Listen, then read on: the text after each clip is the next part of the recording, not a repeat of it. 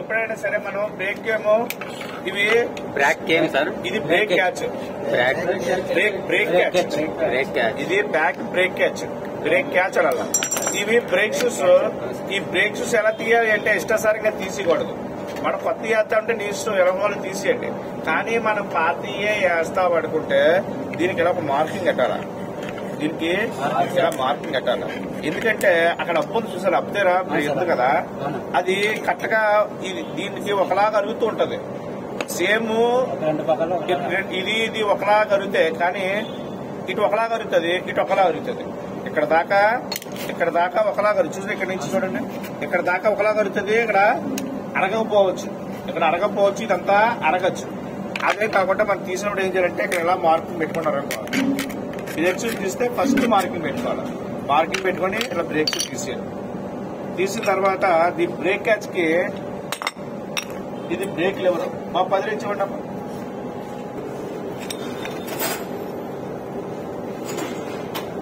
ఇది break lever తాలూకా bolt, ఇది break lever తాలూకా bolt, ఇది బ్రేక్ లెవర్, ఇది బ్రేక్ లెవర్.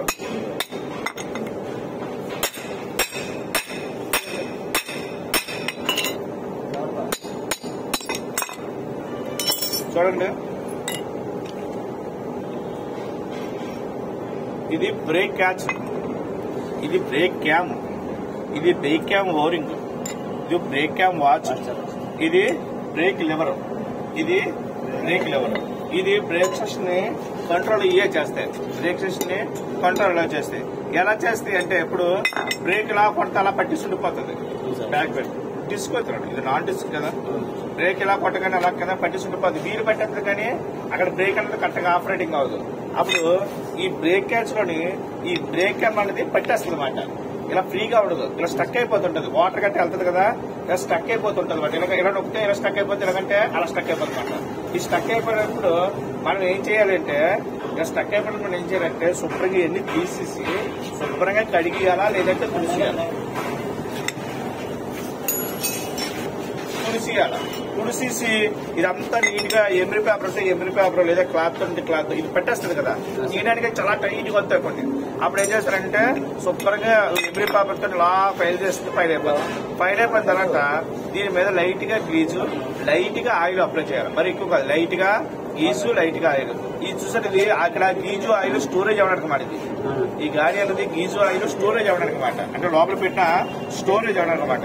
లైట్ గా గీజు, లైట్ గా ఆయిల్ అప్లై చేసిన తర్వాత అక్కడి నుంచి మనం ఇలా దీన్ని పెట్టించుకోవాలి. ఇది తిన్నంగా ఉండాలి, ఇది తిన్నగా. తర్వాత చెప్తాను, ఇది ఇలా ఉంచుకున్న తర్వాత ఈ ఓరింగ్ పెట్టుకోవాలి. బ్రేక్ క్యాప్ తాలూకా ఓరింగ్. ఈ ఓరింగ్ దేనికి అంటే మన అక్కడ గీజు ఆయిల్ అప్లై చేసి ఒకవేళ వాటర్ కానీ మట్టి కానీ దీంట్లోకి వెళ్ళిపోయే అవకాశాలు ఉంటాయి. వాళ్ళకి బేగా స్టక్ అయిపోయే అవకాశం ఉంటాయి. కాబట్టి ఈ ఓరింగ్ కంపల్సరీ కదా. ఈ బ్రేక్ లెవర్ బ్రేక్ క్యాప్ తాలూకా ఓరింగ్ వేసిన తర్వాత వాచ్ నీట్ క్లీన్ చేసి వేసుకోవాలి. ఇది ఎలాగేసుకోవాలి అంటే దీనికి ఒక మార్క్ ఇస్తాడు, ప్రతి పనికి. దీనికి అరుగుతూ ఉంటుంది. దీన్ని ఏం చేయాలంటే దీనికి ఒక మార్క్ ఉంది కదా, దీనికి ఒక మార్క్ ఉంది. ఇప్పుడు ఇదే మార్క్ అనుకుందాం. ఈ నుంచి దీనికి స్ట్రైట్ గా పెట్టేసుకుందాం, దీని నుంచి దీనికి స్ట్రైట్ గా పెట్టేసుకుందాం. ఈ గాడిలో గాడి సెట్ చేసుకోవడం. అప్పుడు బ్రేక్ లెవర్ తాలూకా బోల్ట్ వేసి టైట్ చేసుకోవాలి. బ్రేక్ లెవర్ తాలూకా బోల్ట్ వేసి టైట్ చేసుకోవాలి. ఇప్పుడు నువ్వు ఇది కంపెనీ బోర్డు కరెక్ట్ గా పర్ఫెక్ట్ గా ఇలా ఉంటే కంపెనీ బోర్డు కొత్త బ్రేక్స్ అయితే ఇలా ఉన్నట్లు మాట. ఇలాగ మనం వేసుకోవాలి. ఇది నుంచి ఎక్కడి నుంచి ఇక్కడ. కొన్నిటికైతే అడ్జస్ట్మెంట్ ఇస్తాడు, కొన్నిటికైతే ప్లేట్ ఇస్తాడు. ఆ ప్లేట్ బట్టి మనకు తెలిసిపోతుంది. లేదంటే గాడి ఇస్తాడు, గాడి పెడుతుంది. దీనికి అలాగే దీనికి ఇలాగ ఇచ్చాడు, స్ట్రైట్ గా ఇచ్చాడు. దీనికి సరిపోయిందా? ఇప్పుడు నువ్వు కొత్త బ్రేక్స్ వేస్తాడు, నువ్వు అరిగిపోయిందని నీకు ఎలా తెలుస్తుంది? ఇప్పుడు బ్రేక్ రాడ్ ఉంది కదా, ఈ రాడ్ స్ప్రింగ్ ఇది ఉంది. బ్రేక్ మామూలుగా బ్రేక్ టైట్ చేస్తే ఇక్కడ దాకా వచ్చేసింది. అంటే ఇక్కడ ఉన్నది ఇక్కడికి ఇలా వెళ్ళిపోద్ది. ఇక్కడ ఉంది ఇలా వెళ్ళిపోద్ది. అంటే ఈ రాడ్ ఇక్కడ నుంచి ఇక్కడ దాకా దీని అడ్జస్ట్మెంట్ అంతా వచ్చేస్తుంది. అంటే బ్రేక్ షూస్ అంటే అరిగిపోయినట్టు. అంటే ఇక్కడ నుంచి ఇలా వస్తే పర్వాలేదు, అదే ఇలాగ వచ్చేస్తే అరిగిపోయిందని అర్థం. ఇప్పుడు సొప్పకి అలాగ వచ్చేసింది. కాకపోతే ఎందువల్ల వస్తుంది? అవుతే బ్రేక్స్ లో అరిగిపోవాలి, లేదంటే అప్పు ఉంది కదా, అప్పు. ఆ అప్పు అనేది అక్కడ అరిగిపోవాలి, అది అరిగిపోవాలి. అప్పుడు ఏం చేయాలంటే చూడండి, బ్రేక్ షూస్ వేసినా లోపలికి వెళ్ళిపోతుంది, బ్రేక్ షూస్ వేసినా లోపలికి వెళ్ళిపోతుంది. అప్పుడు ఏం చేయాలంటే ఇది తీసి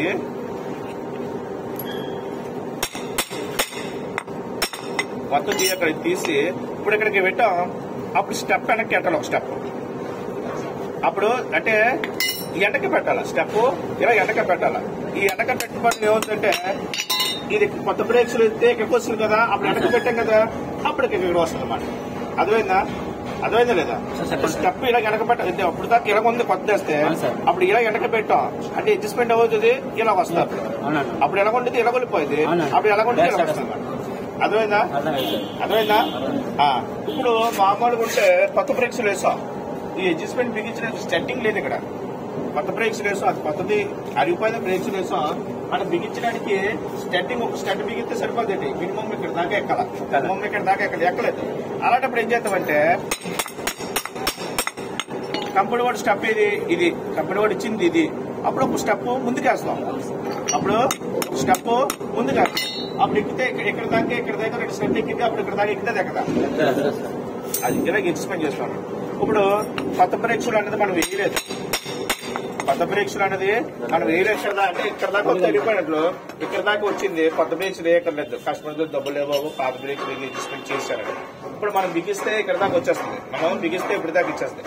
కానీ దీంట్లో అక్కడ ఆప్షన్ ఉంది, ఒక స్టెప్ వెనక్కి వేసుకోవచ్చు. ఇప్పుడు ఈ స్టెప్ వెనక్కి వేసుకోవడం అంటే ఇక్కడ దాకా వచ్చే బ్రేక్స్ ఏమవుతుందంటే ఇక్కడ దాకా కొన్ని రోజులు తాత్కాలికంగా పనిచేస్తుంది అనమాట. అంటే ఈ స్టెప్ వెనక్కి వేస్తే ప్రస్తుతానికి తాత్కాలికంగా మనకి బ్రేక్ అనేది ఇక్కడ అడ్జస్ట్మెంట్ అవ్వకుండా పనిచేస్తుంది అనమాట. ఇంకా అడుగుతున్న కస్టమర్లు ఉంటారు, ఆడికి ఏం చేద్దంటే ఇంకొక స్టెప్ వేయచ్చు. ఇప్పుడు వేసారు కదా దీనికి, ఇలాగే ఉంటే ఒక స్టెప్ పర్వాలేదు, మరీ 2వ స్టెప్ ఉంది ఇక్కడ ఉంది. ఈ స్టెప్ ఇక్కడికి ఉన్న స్టెప్ ఇక్కడికైతే పర్వాలేదు, మరీ ఇక్కడికి అయితే ఏమవుతుందంటే ఇలాగైపోతుంది. ఈ బ్రేక్స్ ఉంటాయి కదా, ఈ మార్కింగ్ పెట్టామా, ఈ మార్కింగ్ ఎలా ఉంది, ఇది స్పిన్స్ తొలగేసి వేసాడు. ఇప్పుడు పైకి రావాలా,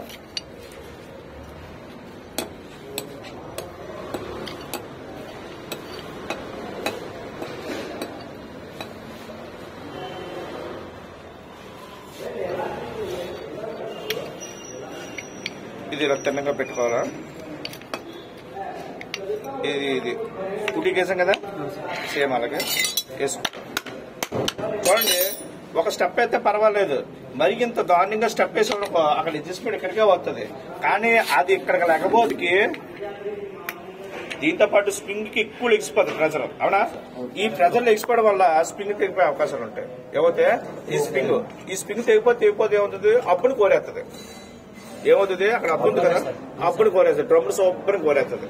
అందుకని ఏం చేద్దారంటే మనం ఒక స్టెప్ మహా అయితే ఒకవేళ ఇది కంప్లీట్ ఇచ్చేవాడు, దీనికి ఒక స్టెప్ అంతే, అంతకు మించి మనం ఎక్స్ట్రా వేయకూడదు. ఒకవేళ బ్రేక్స్ అనేది పట్టేసి స్టెట్టింగ్ లేకపోతే స్టెప్ ముందుకు వేయాలి, ఎక్కువైపోతే మరి లోపల దూరం వెళ్ళిపోతే ఒక స్టెప్ వెనక్కి వేయాలి. కొత్త బ్రేక్స్ అయితే మనం స్టెప్ పర్ఫెక్ట్ గా వేయాలి. అర్థమైందా లేదా? ఇది బ్రేక్స్ ఇలాగే క్యాచ్ అనేది తిరగదు.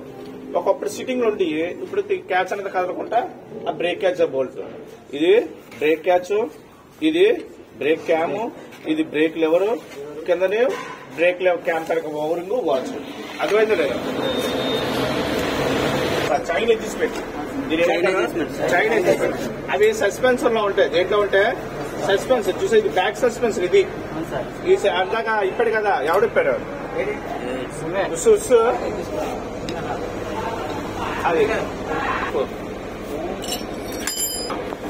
దీన్ని ఏమంటారంటే ఆఫ్ యాక్షన్ అంటారు. ఏమంటారు? ఆఫ్ యాక్షన్ అంటారు. దీన్ని ఆఫ్ యాక్షన్, అది యాక్షన్, వీల్ యాక్షన్ అంటారు. దాన్ని ఏమంటారు? ఇది వీల్ తరపు బుష్, ఇది ఆఫ్ యాక్షన్ బుక్స్, ఇది ఆఫ్ యాక్షన్ నట్టు, ఇది వీల్ నట్టు, ఇది బ్యాక్ వీల్ తరపు బుష్. ఇది ఎలా బయట తీయాలి అంటే యాక్షన్, ఇది వీల్ యాక్షన్.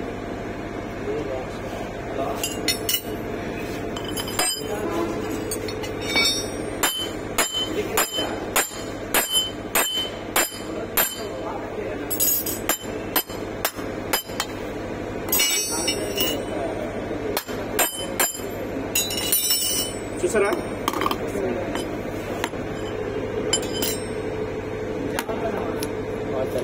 ఇది హాఫ్ యాక్చువల్ నట్టు, ఇది హాఫ్ యాక్చువల్ బుక్స్, ఇది స్పాకెట్ బేరింగ్ మాట, స్పాకెట్ క్యారీ బేరింగ్, దీని ఏమంటారు స్పాకెట్ క్యారీ. ఇది క్రాంక్, ఇది క్రాంక్ నట్టు తెలుసుగా, అందరు తీసేయగలరు కదా. దీనికి ఇప్పుడు పల్సర్ అనుకో, పల్సర్ చైన్స్ పాటు గిట్టు దీని నెంబర్ చూసి ఆడికి చెప్తేనే ఇస్తాడు పల్సర్ లో. సీట్ హండ్రెడ్ చేస్తే సీట్ హండ్రెడ్ చైన్స్ పాటు గిట్ అంటే ఇస్తాడు, స్టార్ సిటీ అంటే స్టార్ సిటీ చైన్స్ పాటు గిట్టే ఇస్తాడు. అదే నువ్వు ఏ బండి అప్పచ్చి అంటే అప్పచ్చి చైన్స్ పాటు గిట్టే ఇస్తాడు. అది తెచ్చేయడం దానికి వేసేయడం. అదేవిధంగా నెంబర్ అంటూ ఉంటుంది, 41 పిన్స్ ఉంటాయి. ఈ తీర్థానికి నెంబర్ ఉంటుంది. మరి అన్నిటికీ ఇప్పుడు దీంట్లోనే 39 దీంట్లోనే 40 ఒకటి ఉంటాయి. ఇచ్చేస్తాం. అరిగిపోయి పోగైపోయింది, పోగైపోయింది గుచ్చుకుంటే. చూడండి, దీని ఏమంటారు హాఫ్ యాక్షన్ అలా పెడతాం. ఇది పాకెట్ క్యారీ తన బేరింగ్, దీంట్లో కూడా నెంబర్ ఉంటుంది. ఆ నెంబర్ ఏ నెంబర్ అయితే ఆ నెంబర్ తీసుకుంటాం. ఆల్రెడీ బేరింగ్ పోయింది. ఈ క్రాంక్ బాల్ ఇస్తే క్రాంక్ వచ్చారు, తెలుసు కదా మీకు, తీసారు కదా. దీన్ని తెగొట్టినప్పుడు జాగ్రత్తగా తెగొట్టడమే. వస్తుందా? దీనికి లైట్ గా తీసుకుని ఆయిల్ గా అప్లై చేసుకుంటాం. అది స్పాకెట్ దీని గాడి ఏముంది కదా, అడ్జస్ట్మెంట్ అవుతుంది. ఇలా అడ్జస్ట్మెంట్ అవుతుందా? ఇప్పుడు వీలాక్స్ లో ఇలా పెట్టి వీలాక్స్ నడిచేసి బిగించేస్తాం కదా. దీనికి సస్పెన్సర్ బిగిస్తామా? సస్పెన్సర్ బిగిస్తాం. సస్పెన్సర్ బిగించిన తర్వాత ఇది సస్పెన్సర్ లో లోపలికి వెళ్తాం కదా, ఆ వీల్ తీసారండి. ఆ వీల్ దీనికి ఇది సీటింగ్. డ్రమ్ బూట్ పోతే డ్రమ్ బూట్ మార్చేయాలా. డ్రమ్ బూట్ లో ఎందుకు మార్చాలి అంటే చూడండి, తెచ్చేసిన తర్వాత ఒకసారి తెచ్చి టుక్కుని వీల్ సౌండ్ వస్తుంది. ఈ బూట్ ఉన్న ప్లే లేకపోతే టక్కన వస్తుంది అన్నమాట సౌండ్. అదే అర్థమైందా? చూడండి, ఇది మధ్యలో సస్పెన్సర్ ఉంటుంది. మీకు చెప్పడానికి ఇలా చెప్తాను. మధ్యలో సస్పెన్సర్ ఉంటుంది. దీని మీద బ్రేక్ క్యాచ్ చేస్తాము. బ్రేక్ క్యాచ్ చేసి ఇలా లోపల దోస్తాము. తర్వాత ఏడొస్తుంది బుస్, బ్యాక్ వీల్ బుస్ వస్తుంది. బుస్ చేస్తాము. బుస్ తర్వాత అడ్జస్ట్మెంట్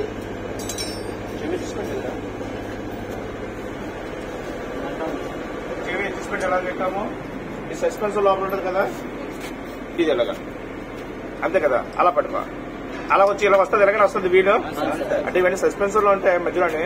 ఇప్పుడు చైన్ టైట్ చేయాలి అంటే ఇవి రెండు కరెక్ట్ గా బిగించాలి. ఇది బిగిస్తే ఏమవుతుందంటే ఇలా ఉంటుంది. బిగించినప్పుడు ఏమవుతుందంటే ఇలా వెనక్కి వస్తుంది, లైట్ గా వస్తుంది, ఇలా వెనక్కి వస్తుంది. ఈ వెనక్కి వచ్చినప్పుడు టైట్ చేయాలి. టైట్ చేస్తే టైర్ బ్యాక్ ఇలా బ్యాక్ వస్తుంది. ఇలా బ్యాక్ వస్తుందంటే ఆటోమేటిక్ గా చైన్ టైట్ అవుతుంది. అది ఇది సేమ్ యాజ్ టీజ్ గా ఉండాలి. ఇప్పుడు ఇది జరిగిపోయింది మరి అప్పుడు ఏమవుతుందంటే ఇలా కొందరా నువ్వు ఇద్దరు ఫుల్ గా బిగించావు. అప్పుడు ఏమవుతుందంటే టైర్ ఎలా కలుగుతుంది. ఇలాగ వెళ్తే అప్పుడు ఈ లెవెల్ సరిపోద్ది నీకు, సరిపోద్ది అండి. కాలు సరిపోయిన చైన్ సైడ్ తక్కువ పిల్లలు ఇవ్వవా. ఇది చైన్ అడ్జస్ట్మెంట్ ఎలా చేయాలంటే చూడండి, ఇది ఇటు పక్క ఇది ఇటు పక్క ఉంటుంది కదా. ముందు ఇది కరెక్ట్గా అడ్జస్ట్మెంట్ చేసుకుంటే మనకు పాత పలు కదా, అక్కడికి వచ్చి పాత పలు కాబట్టి అక్కడ అడ్జస్ట్మెంట్ సరిగ్గా కనబడవు. అప్పుడు ఏం చేద్దామంటే ఇది ఇలా చెక్ చేస్తాం, ఇది పక్క ఇలా చెక్ చేస్తాం. ఈ రెండు కరెక్ట్ గా సరిపోవాలా. చైన్ మినిమం లూజ్ ఉండాలి. చైన్ టైట్ ఎలా తలా చెప్తాం. చైన్ అన్నది మినిమం లూజ్ ఉండాలా. ఈ రెండు లెవెల్ సరిపోవాలా. సరిపోయిన తర్వాత మనకి బట్టి సరిపోయినట్టు. చైన్ టైట్ అని తర్వాత ఇంకో బట్టి చెప్తాను.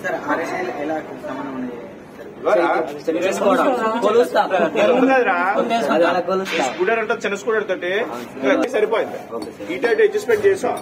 ఇది అది మెయిన్ సరిపోయింది. అంటే మనకి ఇక్కడ అడ్జస్ట్మెంట్ కనబడుతుంది, కానీ కనబడవు. అరిగిపోయిన బల్లో కనబడవు కదా. ఇది అడ్జస్ట్మెంట్ సరిపోయింది. చైన్ పర్ఫెక్ట్ గా సరిపోయింది. అంటే అమ్మకి సిట్టింగ్ చూసారా. ఈ ఎడ్జ్ సిట్టింగ్ అనేది లోపలికి వెళ్తే ఇది ఏమవుతుందంటే ఈ పాయింట్ లోపలికి వెళ్ళిపోతాయి. అప్పుడు ఇక్కడ రాపతికి చైన్ ఇలాగ వస్తుంది, అప్పుడు ఊగుతుంది మనకి. అది ఈ మాస్టర్ లింక్ ని ఎలా ఇప్పాలా, ఎలా చేయాలంటే ఇప్పుడు కొన్ని వెహికల్స్ కి మాస్టర్ లింక్ లేవు. ఎందుకంటే కొన్ని స్పోర్ట్స్ వెహికల్ కి లింక్ అనేది డ్యామేజ్ అవుతుంది.